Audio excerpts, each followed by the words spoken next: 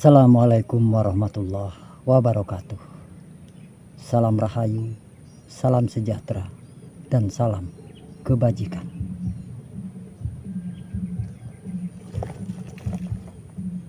Ketika kita berbicara tentang sholat, berarti ada kulit dan ada isi. Ada sholat kulitnya, ada sholat isinya. Salah satu contoh, kita berada di negara kesatuan Republik Indonesia, yang di setiap sekolahan atau di setiap hari-hari tertentu dirayakan kita berkumpul menghormati bendera merah putih.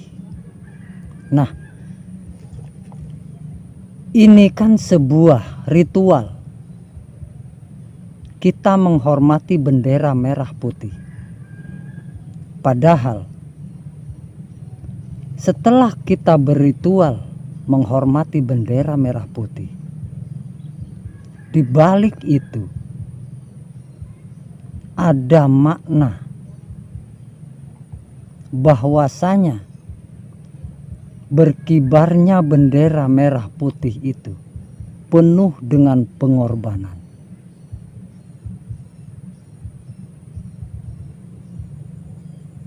Baik harta maupun nyawa. Artinya generasi kita sekarang, generasi muda, setelah berkibarnya bendera merah putih, itu harus meneruskan perjuangan para pahlawan kita yang tanpa takut, tanpa kenal takut, demi mencapai sebuah kemerdekaan. Nah, begitupun dengan sholat. Ada sholat sunnah, ada sholat hajat, ada sholat wajib. Itu ritualnya, ritual sholatnya. Jadi intinya yang dimaksud sholat, coba kita ingat bahwa ada sebuah keterangan. Sholat itu bisa mencegahmu dari perbuatan keji dan munkar. Coba renungkan.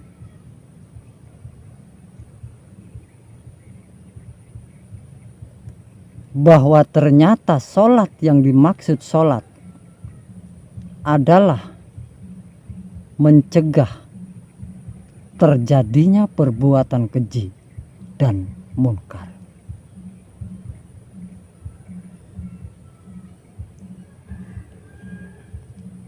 Jadi kalau kita orang Islam hanya sebagai sholat ritual saja, tapi perbuatan keji dan mungkar terjadi di mana-mana, itu belumlah sholat. Belumlah sholat. Karena sholat yang sesungguhnya adalah kita terhindarnya diri kita dari perbuatan keji dan munkar.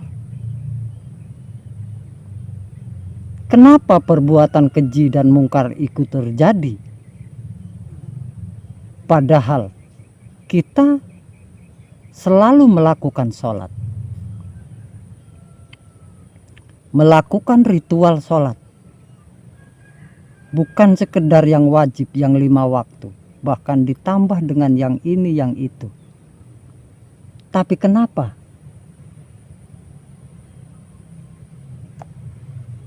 perbuatan keji dan munkar itu terus berlaku, terus terjadi. Kenapa?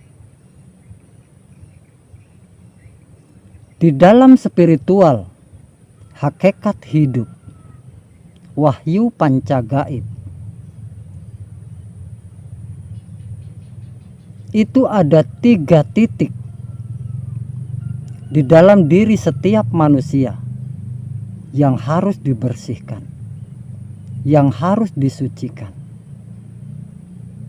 yaitu bersihkan Baitul Ma'mur, maka Baitul Muharram akan terbersihkan, maka Baitul Maqdis akan ikut tersempurnakan. Jadi Baitul Muharram, Baitul Ma'mur itu tentang otak manusia. Baitul Muharram itu tentang batinnya manusia. Dan Baitul Maqdis itu tentang kelaminnya manusia. Coba kaitkan. Mana sholat yang sesungguhnya? Benang merahnya sholat. Kenapa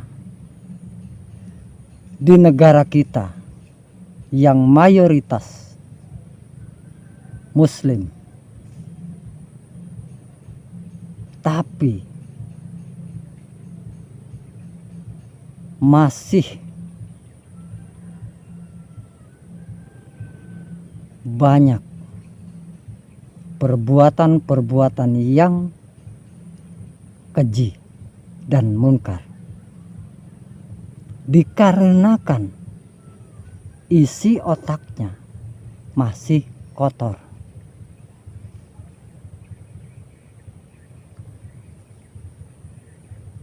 Maka dengan kotornya otak manusia, maka batinnya pun akan kotor. Karena batinnya ikut kotor, maka kelaminnya pun akan ikut kotor, atau syahwatnya pun akan ikut kotor. Ini sebuah rangkaian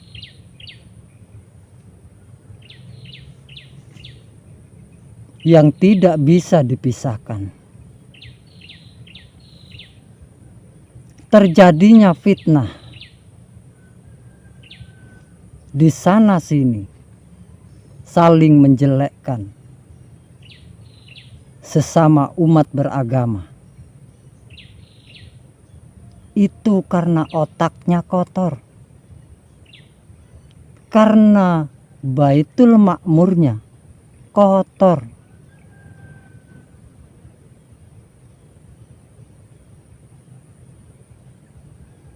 Makanya di dalam laku hakikat hidup wahyu pancagaib itu sangat ditekankan, bahkan harga mati, membersihkan otak, membersihkan batin, dan membersihkan kelamin. Itu harga mati. Renungkan saja, ini sangatlah terkait. Saya sengaja mengkaitkan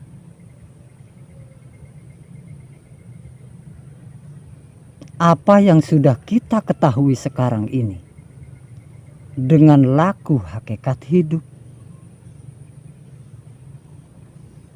Biar kita berpikir lebih luas, lebih bijak. Jangan-jangan orang yang kita anggap kafir, orang yang kita anggap salah, orang yang kita anggap sesat, dia tahu, dia lebih tahu daripada yang menganggap tersebut.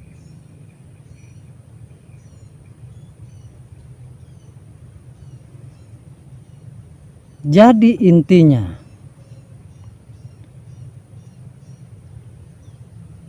serutin apapun seorang manusia melakukan ritual sholat, jika belum bisa membersihkan isi Baitul Ma'murnya, jika belum bisa membersihkan Baitul Muharramnya,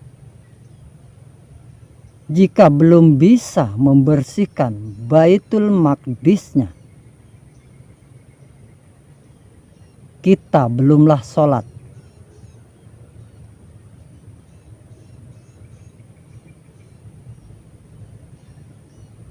Karena inti dari sholat mencegah perbuatan keji dan munkar. Bukankah kalau kita berbicara mengadu domba, menyalahkan yang itu, menyalahkan yang ini, bukankah itu perbuatan keji?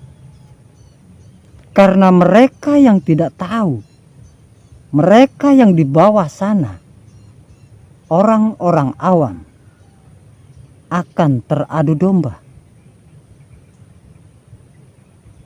akan berselisih satu dengan yang lainnya,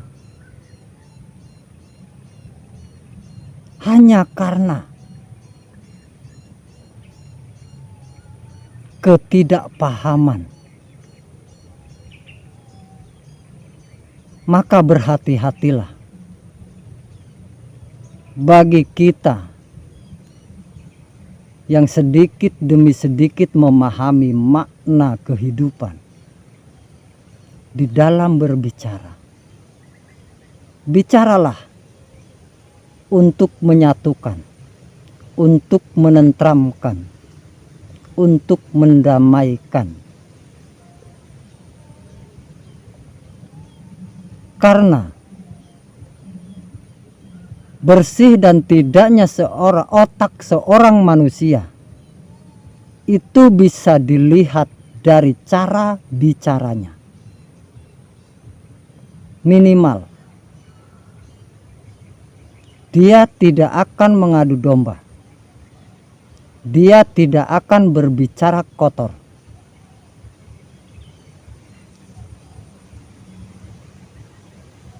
Masih begitu banyak di antara kita yang masih tertipu dengan sosok-sosok yang berpenampilan religi, tetapi otaknya masih kotor. Karena perkataannya tidak mengajak kepada perdamaian, persatuan, kebersamaan, tapi yang dibicarakannya, yang disampaikannya hanya tentang adu domba.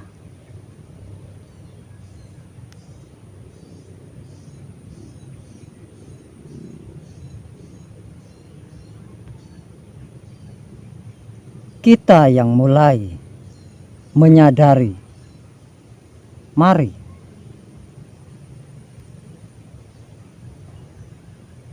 kita lebih berhati-hati, kita lebih bijak. Perbedaan itu indah karena perbedaan itu diberadakan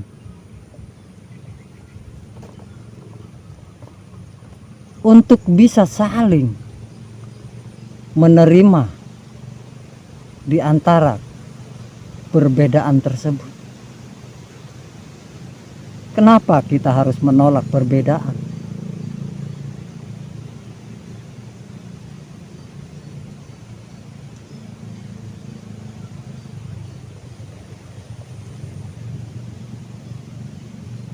Jadi janganlah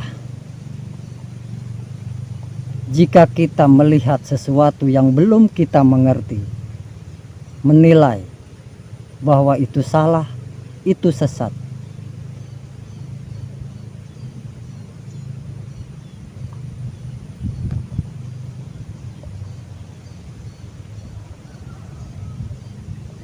Jadi bagi yang berbeda pendapat, silakan. Tapi pada intinya, mari kita hindarkan diri kita dari perbuatan keji dan munkar. Berbicara kotor, berbicara mengadu domba, berbicara merasa benar sendiri.